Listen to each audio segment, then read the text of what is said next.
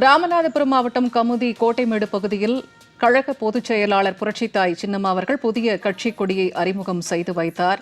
இது தொடர்பான கருத்துக்களை பகிர்வதற்காக தொலைபேசி வாயிலாக இணைகிறார் வழக்கறிஞர் திரு இளந்தமிழ் ஆர்வலன் அவர்கள். வணக்கம் சார்.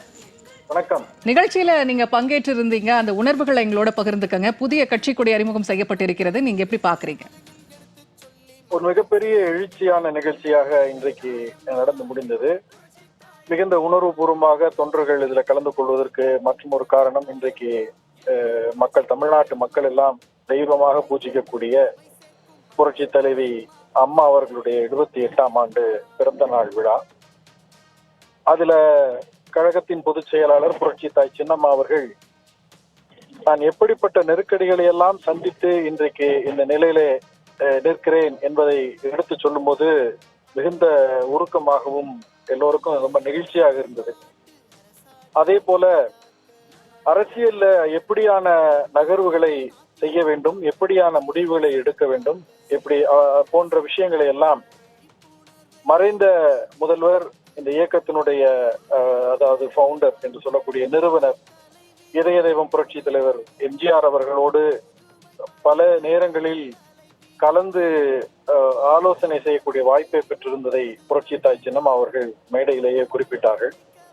அப்போ புரட்சி தலைவர் அவர்கள் குறிப்பிட்ட ஒரு விஷயத்துல, அரசியலில் எடுத்தேன் கவிழ்த்தேன் என்று எதையும் அவசரப்பட்டு செய்யக்கூடாது, மிகவும் நிதானத்தை கையாள வேண்டும்.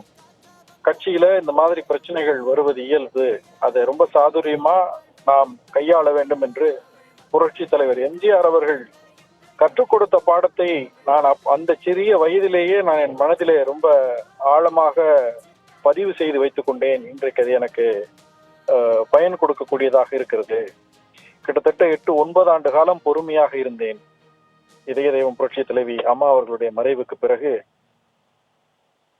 கழகத்தின் பொதுச் செயலாளர் புரட்சி தாய் சின்னம்மா அவர்கள் கட்சியினுடைய பொதுச் செயலாளராக வந்து அதன்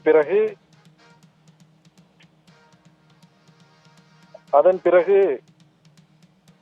முதலமைச்சராகவும் தேர்ந்தெடுக்கப்பட்ட பின்பும் அவரால்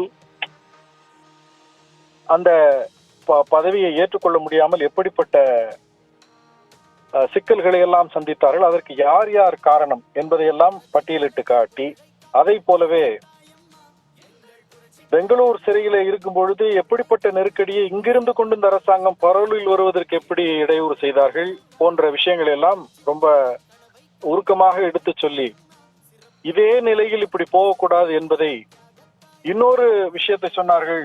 புரட்சி தலைவர் எம்ஜிஆர் அவர்கள் கற்றுக் கொடுத்த பாடத்தில் ஒன்று, பேரறிஞர் அண்ணா அவர்கள் புரட்சி தலைவர் எம்ஜிஆர் அவர்களுக்கு சொல்லிக் கொடுத்த விஷயம் என்னவென்றால், கட்சி கொள்கை என்று பார்க்கின்ற பொழுது கட்சியை காப்பாற்ற வேண்டும் என்றால் கொள்கையிலே சரியாக இருக்க வேண்டும் என்ற பாடத்தை சொல்லிக் கொடுத்திருக்கிறார்கள்.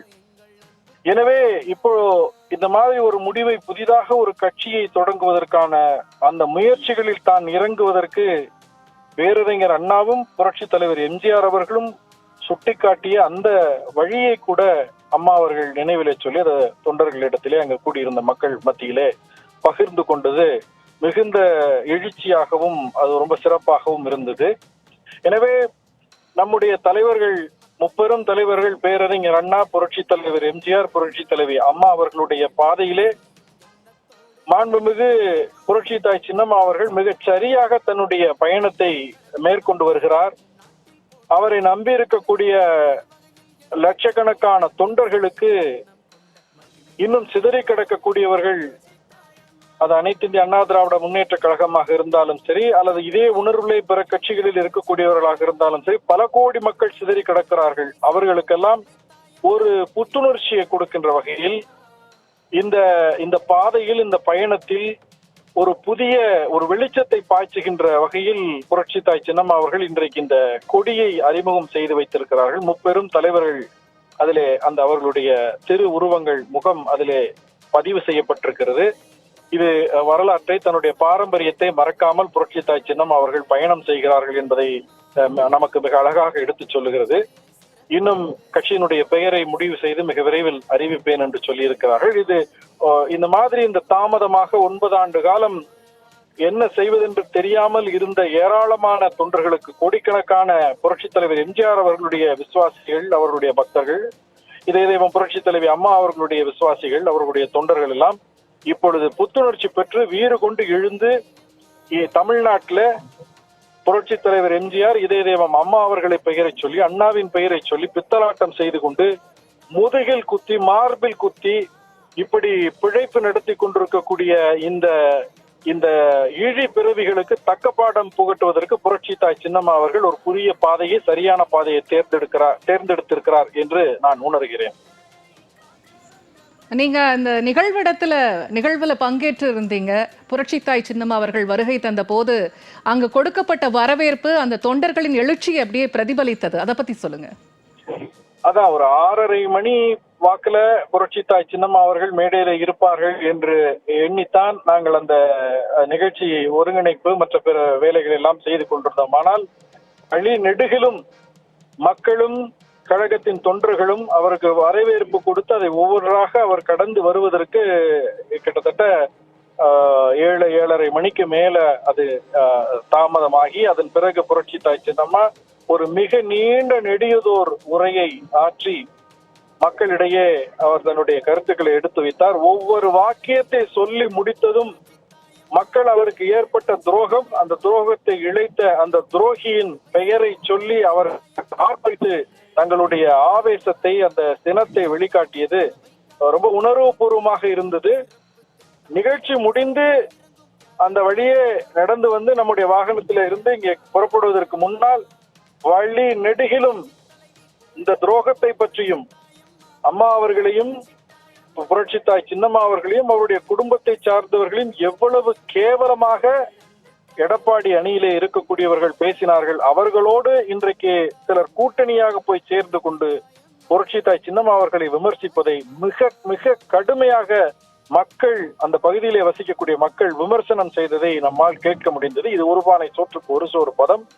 இன்னும் இந்த கட்சியினுடைய பெயர், இதனுடைய எல்லா சட்டத்திட்டங்கள் இதெல்லாம் வெளியே வந்து, கொள்கை கோட்பாடுகள் எல்லாம் வெளியே வந்து இந்த தேர்தலை சந்திப்பதற்கு ஒரு முழு உருவம் பெற்று இது அந்த வீச்சை அடையும் பொழுது, மொமெண்டம் என்று சொல்வார்கள், அந்த வீச்சை அடையும் பொழுது எதிரிகளும் துரோகிகளும் பஞ்சு பஞ்சாய் பறந்து போவார்கள் என்பதில் எந்த ஐயப்பாடும் தேவையில்லை.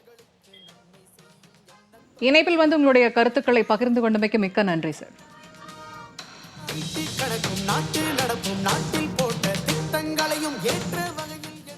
ராமநாதபுரம் மாவட்டம் கமுதியில் உள்ள கோட்டைமேடு பகுதியில் கழக பொதுச் செயலாளர் புரட்சித்தாய் சின்னம்மா அவர்கள் இன்று புதிய கட்சியின் கொடியை அறிமுகம் செய்து வைத்தார். அந்த காட்சிகளை தற்போது நாம் பார்த்து வருகிறோம். சட்டமும் அதிகாரமும் கொடுக்கும் தீர்ப்பை விட மக்களின் தீர்ப்பே சரியானது என்று அவர் உரையில் கூறினார். புதிய கட்சியின் பெயரை விரைவில் அறிவிப்பதாகவும் அவர் தெரிவித்தார். தற்போது தொலைபேசி வாயிலாக இணைகிறார் அரசியல் விமர்சகர் திரு ஜெகதீஸ்வரன் அவர்கள். வணக்கம் சார். வணக்கம். இன்னைக்கு கழக பொதுச் செயலாளர் புரட்சித்தாய் சின்னம்மா அவர்கள் புதிய கட்சி கொடியை அறிமுகம் செய்திருக்கிறார். நீங்க எப்படி பாக்குறீங்க? நிச்சயமாக இது வந்து ஒரு முக்கியமான நேரத்தில் ஒரு சரியான முன்னெடுப்பு அப்படிதான் சொல்லி பார்க்கின்றேன். ஏன்னா அவங்க வந்து எவ்வளவு காலம் காத்திருந்தார்கள் என்பது நம்ம எல்லாருக்குமே தெரியும். இந்த கட்சியின் வளர்ச்சி தான் தனக்கு முக்கியம். இந்த கட்சி வந்து நீடித்து வளர வேண்டும். 100 ஆண்டு காலம் யார் இருந்தாலும் இல்லாவிட்டாலும் இந்த கட்சி நிலைத்து இருக்க வேண்டும் என்றுதான் அவருடைய ஒற்றை ஆசையாகவும் நோக்கமும் இருந்தது. ஆனால் அந்த ஆசைக்கு வந்து அந்த நோக்கத்திற்கு ஊறு விளைவிப்பது போல தொடர்ச்சியாக சில முதுகல குத்துற வேலைகள், துரோகங்கள் நடந்து கொண்டே இருக்கின்றன. அப்ப அதையெல்லாம் ஒரு சமயம் வந்து சரி நம்ம பொறுத்திருப்போம், நம்ம காத்திருப்போம், நம்ம அரசியல் வந்து ஒதுங்கி இருந்தாலாவது இந்த கட்சி வந்து மறுபடியும் ஆட்சிக்கு வருமா என்று அவர் காத்திருந்தார். ஆனால் அதற்கு பிறகும் தொடர் தோல்விகளில் தான் எடப்பாடி பழனிசாமி அவர்கள் இட்டுக் கொண்டு போயிருக்கார் என்று நமக்கு எல்லாருக்குமே தெரியும். அப்போ இந்த நேரத்திலாவது நாம் ஒரு தக்க முடிவை எடுக்க வேண்டும் என்று இப்ப கிட்டத்தட்ட ஒரு மாதம் காலமாகவே அவர் தொடர்ச்சியாக பல்வேறு நிர்வாகிகளை சந்திச்சுட்டு வராங்க. நம்ம பார்த்தோம். நம்மளே நிறைய